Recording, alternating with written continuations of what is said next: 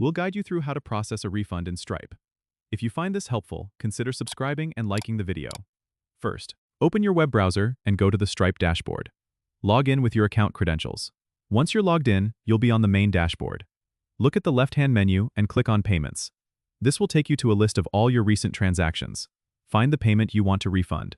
You can use the search bar at the top if you have a lot of transactions. Click on the specific payment to open its details. In the Payment Details page, you'll see a button labeled Refund. Click on this button. A new window will pop up where you can choose the amount you want to refund. You can either refund the full amount or enter a partial amount if that's all you need to return. There's also an option to add a reason for the refund, which is helpful for your records. Once you've entered the amount, click the Refund button to confirm.